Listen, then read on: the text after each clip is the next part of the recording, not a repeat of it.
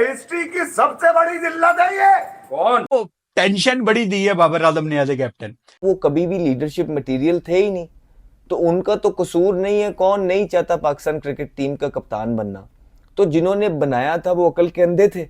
विराट कोहली, आज विराट कोहली है तो मैं उसकी सबसे पहली वजह एक और देखता हूँ, उसके बचपन के कोच जो हैं वो राजकुमार शर्मा जी, वो आपने लाइव वीडियोस में देखा कि वो कहीं आ जाते हैं तो विराट कोहली उनके पाँव छूता है। और अभी उस दिन क्या दिखाया आपको यही कानपुर में कि वो ग्राउंडसमैन में जो घूम रहे थे वो भागते हुए आया प्रैक्टिस सेशन में, साइड से विराट के पाँव छू गया। उसकी उम्र विराट से कुछ थोड़ी बहुत कमी होगी, सही है, वो भी विराट के पाँव छू के भाग गया। विराट कहना ठीक है ठीक है ठीक है। तो कहने की बात ये कि वो इज्जत उसको क्यों मिल रही है, वो रिस्पेक्ट का लेवल क्यों है?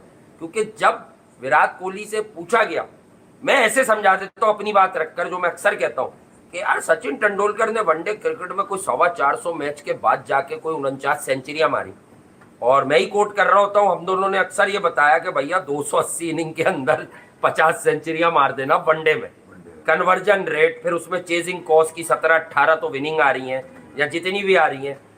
तो समझाने की बात यह कि उस आदमी के पास तो पूरी लग्जरी थी, उसकी पूरी नेशन उसके पीछे थी कि अगर वो इशारतन भी ये कहता कि यार वो अपने एरा के ग्रेट थे, मैं अपने एरा का ग्रेट हूँ, इशारा भी बना देता तो ये एजेंडा बिक जाता। लेकिन उसने कहा यूं कि ये जोड़े हाथ वो हमारी, मेरी और हम सबकी इंस्पिरेशन है। ये उनके साथ ज्यादती होगी कि मुझ जैसे को जिसको उन्होंने इंस्पायर किया क्रिकेट खेलो, तो मुझे उनके साथ मिलाना। उसने इस डिबेट को वंस एंड फॉर ऑल खत्म कर दिया, इसलिए आज वो विराट कोहली है। फजूल किस्म की घटिया बातें कर रहे हो। ओ जी शादाब को होना चाहिए, ओ जी यंगस्टर्स को होना चाहिए। ओ भाई किसी यंगस्टर किसी शादाब का काम नहीं, शादाब की तो बात करनी भी नहीं चाहिए यार। वो तो है ही एवरेज क्रिकेटर, वो तो एवरेज क्रिकेटर है यार। वो तो क्लब क्रिकेट में भी उसको कोई ना खिलाए जो उसकी परफॉर्मेंस है।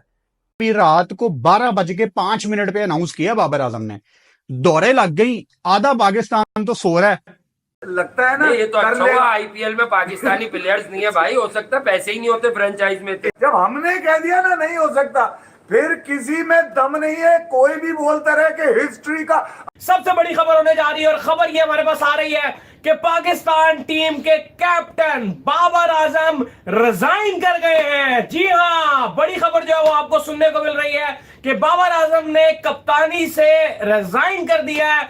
जहीर भाई कह रहे हैं जिस्म का वो हिस्सा है जो मुर्दार हो गया, इसको काट के फेंक दो। डॉक्टर भी यही बोलता है, अगर जिस्म में कोई हिस्सा बेकार हो जाए तो उसको काट दिया जाता है, वरना जहर पूरे जिस्म में फैल जाता है। इसके बल्ले में भी लिखवाओ। क्या आप क्या लिखवाओ? कर तो लेगा नहीं, आप समझ ही नहीं रहे। हाँ। ये जो रिजाइन आया है, बाबर से ज्यादा उन लोगों को यकीन है जो कुछ ना कुछ उल्टा सीधा इनके लिए बोलते हैं। उन्हें अब यकीन है कि अब बाबर बड़े बड़े रन्स करेगा।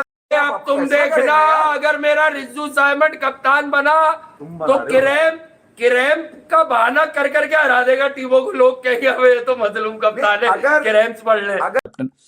लेकिन जिसने पाकिस्तान को यूएसए से हराया अभी ताजा, अब ऐसा तो कभी भी नहीं हुआ, अनप्रेसिडेंटेड काम ये हुआ है। और जिसने जिम्बाब्वे से हराया वर्ल्ड कप में T20 में, वो भी पहली बार ये काम हुआ था। जिसने अफगानिस्तान से 50 ओवर के वर्ल्ड कप में, जो कि कभी भी नहीं हारा था पाकिस्तान, वो भी बाबर आजम की कप्तानी में काम हुआ। पाकिस्तान वर्ल्ड कप में 5 मैचेस ओडीआई के हारा, जो कि आज तक किसी वर्ल्ड कप में, एक वर्ल्ड कप में कभी भी इतने मैच नहीं हारा था। वो भी बाबर आजम की परफॉर्मेंस जो है आपके सामने ही है। बहुत बड़ा फेलियर था, पाकिस्तान का सबसे बड़ा फेलियर था। इतने चांसेस आपको मिले, इतने वर्ल्ड कप आपको मिले, इतने मिलने ही नहीं चाहिए थे। जिन्होंने दिए हैं वो भी अकल के अंधे थे।